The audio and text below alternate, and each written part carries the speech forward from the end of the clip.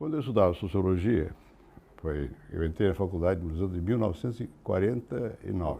E, na verdade, eu entrei na faculdade de filosofia porque eu queria mudar o Brasil, eu queria o socialismo. E quando eu cheguei lá na faculdade, as aulas eram bastante abstratas. O professor de economia era um francês chamado Paul Hugon, que nos dava aulas sobre alguma coisa de teoria do valor. Nós não entendíamos muito, porque primeiro que ele só falava em francês, isso eu entendia, mas o pensamento era para mim, abstrato. E havia muita aula que, na verdade, era de antropologia. Não sei por que havia uma paixão pela antropologia nessa época. E o professor que mais nos estimulava intelectualmente era o Florestan Fernandes, que era jovem, o Florestan tinha uns 28 anos, uma coisa assim, e ele nos estimulava, mas a gente não entendia a aula que ele dava. Porque ele estava escrevendo um livro sobre a função social da guerra de Tupinambá. E dava aula sobre Tupinambá e a função social da guerra. Nessa época, o Florestan estava desenvolvendo o método funcionalista de análise. E esse livro é um livro importante para quem se dedica a esses estudos de antropologia. Quando veio o professor Antônio Cândido, que dava aulas menos constantemente, não sei por que razão, do que o Florestan, a gente entendia.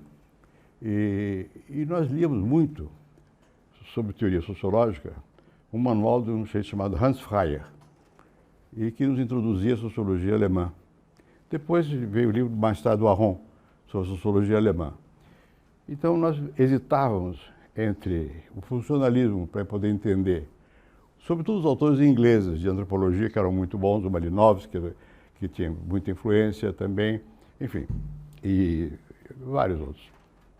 E nós hesitávamos entre isso aí, entender a antropologia, ou Max Weber, que era um autor que tinha uma enorme preeminência no pensamento naquele momento do Brasil. Eu entendi o Max Weber quando o Antônio Cândido explicava. Não entendia muito quando o Florestan explicava, mas entendia um pouco do Max Weber. Bem, e nós tínhamos como, do outro lado da sociologia, o Fernando de Azevedo, que era um ilustre professor, tinha sido reformador da educação no Brasil e que era tido e havido por Durkheimiano.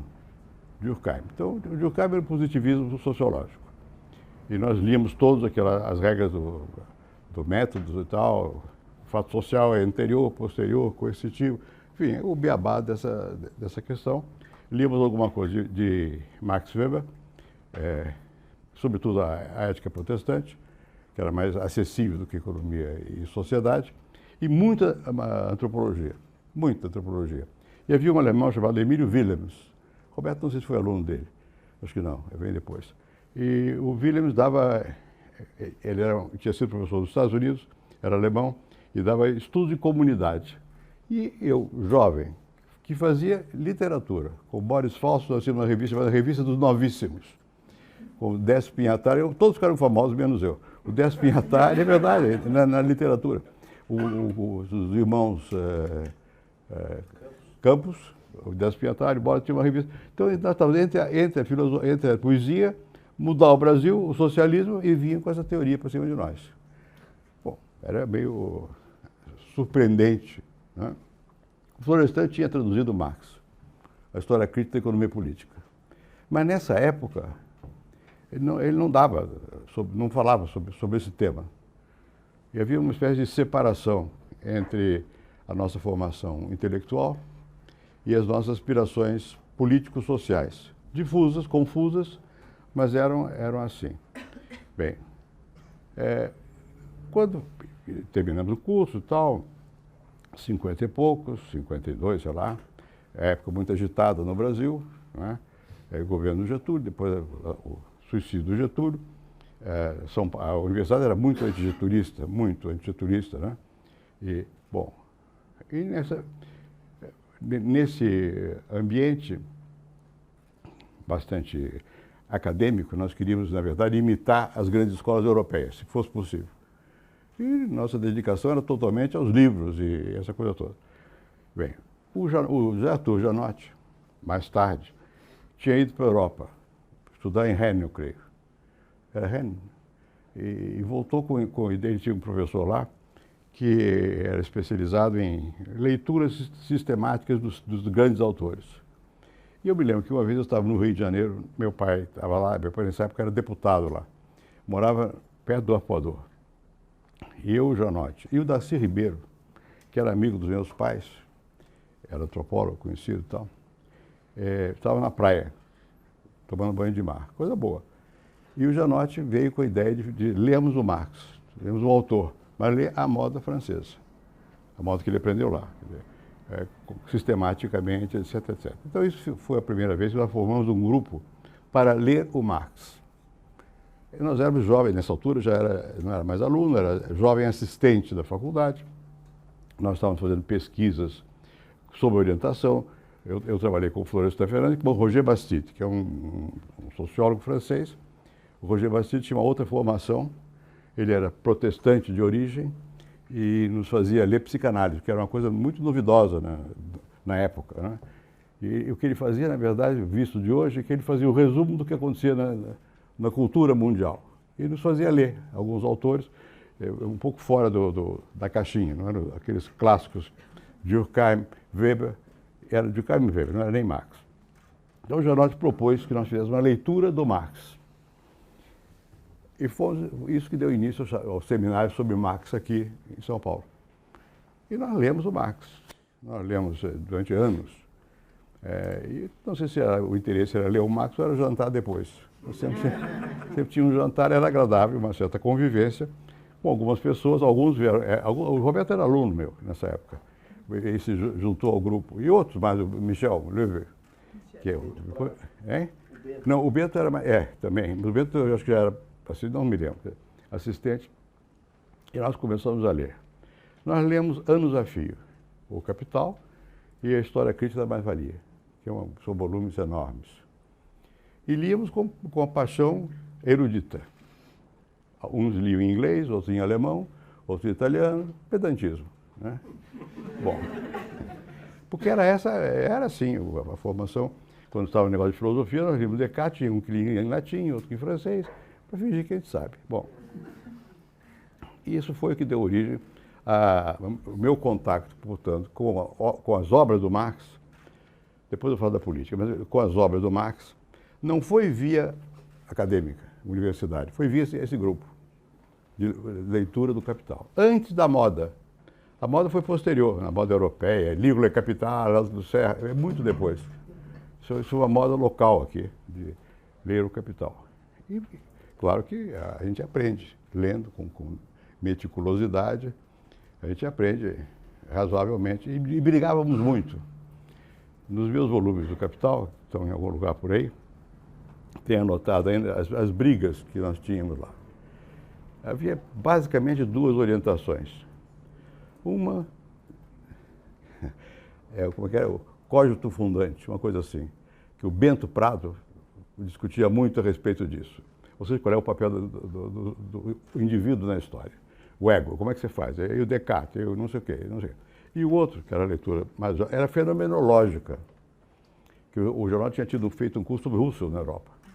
E era uma leitura fenomenológica do Capital. E nós brigávamos, assim, enormemente a partir dessas posições bastante abstratas, naturalmente, e também de entender do que se tratava. E claro que você, lendo anos a fio o Capital, você alguma coisa aprende do Capital. Bom, na verdade, na universidade, o mundo corria de outra maneira. Corria de acordo com o cânone tradicional. Eu me lembro de uma vez, tive um encontro com o Florestan, que eu era assistente dele. E o Florestan estava muito indignado. Por quê? Porque nós tínhamos começado a ler Lukács. E o Florestan achava que isso ia nos perder. Perder em que sentido? Porque todo o esforço da Escola Sociológica Paulista foi de fazer um contraponto às teorias lá do Gilberto Freire. E por outro lado, havia uma tradição no Brasil do grande ensaísmo. E a paixão era fazer a análise de processos sociais a partir de pesquisa. O Florestan diria empiricamente fundado, usaria uma linguagem assim e tal. E o Lukács era conceitual. E tinha a questão da consciência de classe, não sei o quê, as possibilidades da consciência. Então havia medo de que nós, em vez de fazer pesquisa, fôssemos ficar discutindo conceitos. E voltando, portanto, a uma tradição mais ensaística, que era o beabá das ciências sociais no Brasil, e de grandes ensaios. Os anos 30 foram férteis em basta falar do Sérgio Buarque, né? Bom, e que era weberiano. O Sérgio tinha lido Weber, ele sabia alemão. Bom, então nós ficamos nos dedicando a isso. A experiência política, propriamente dita, era muito restrita.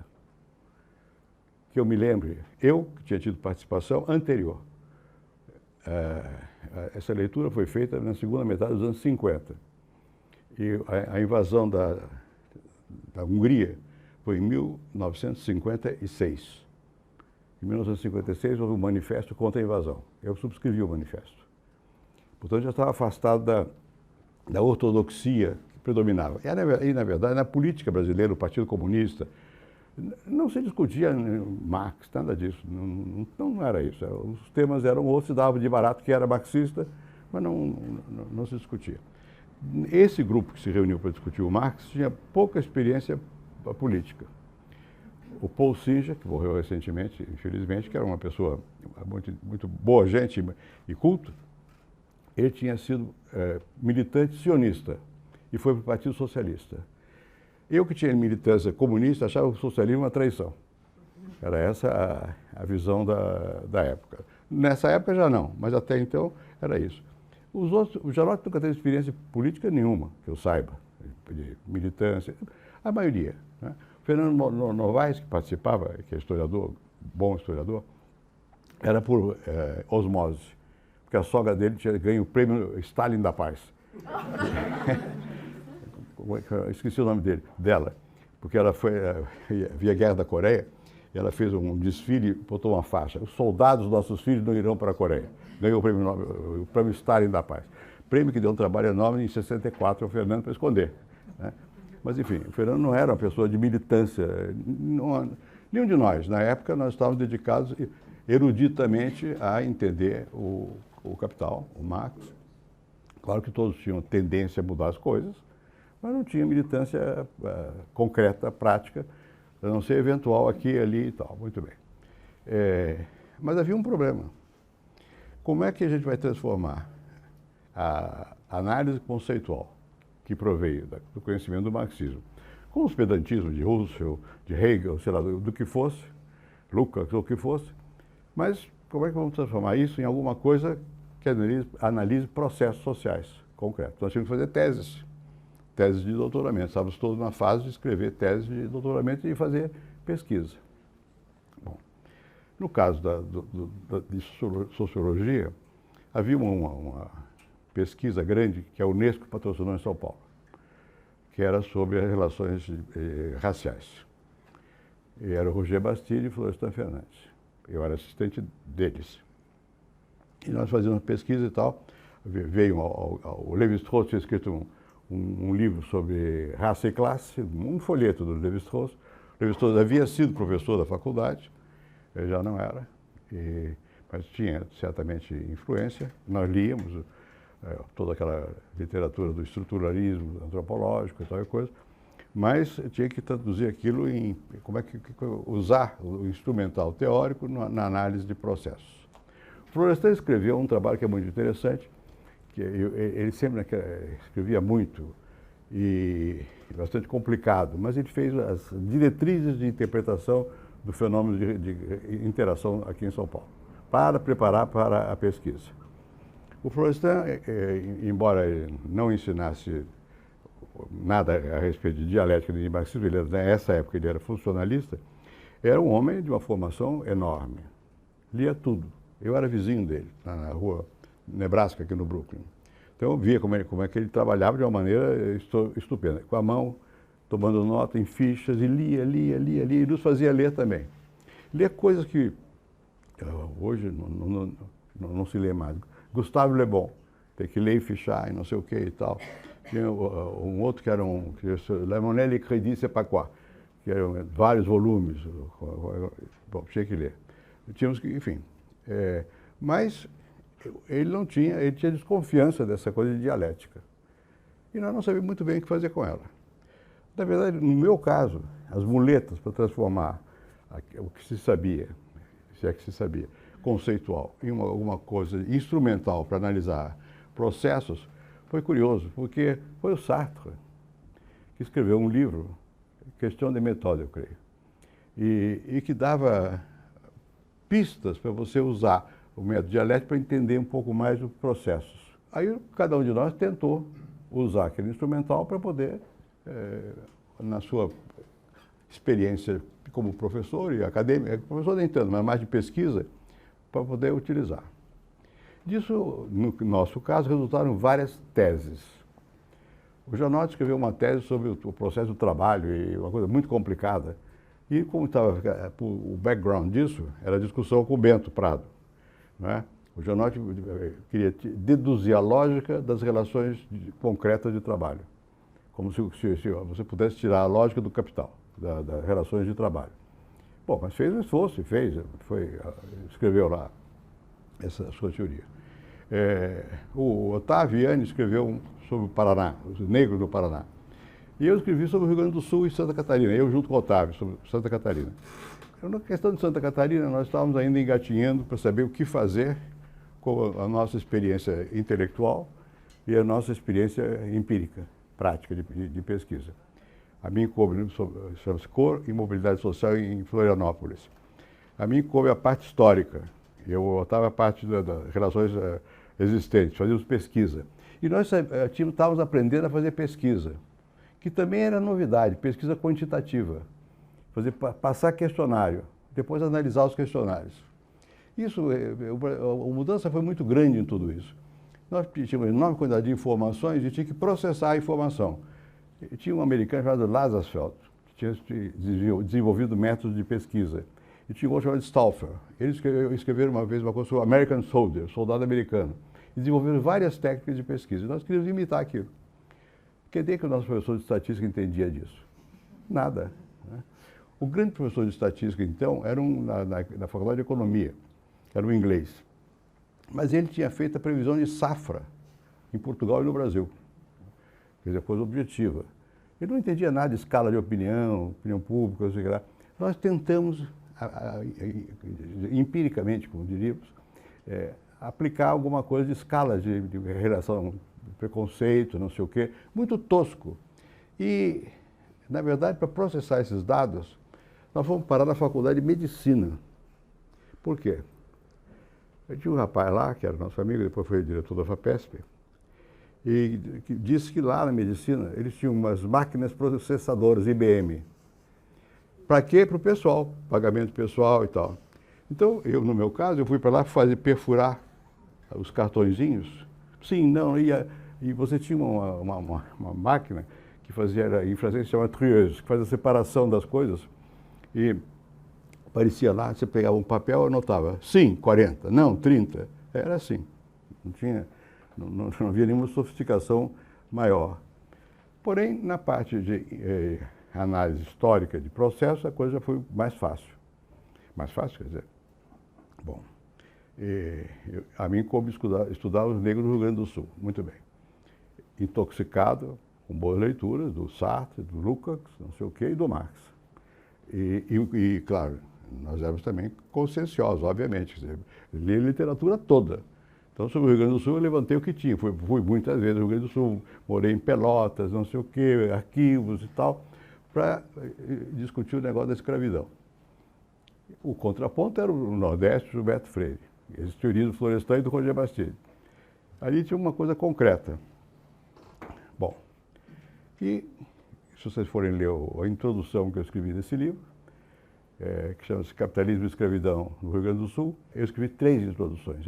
A primeira, que é mais vale, eu reli agora, hoje. É intragável.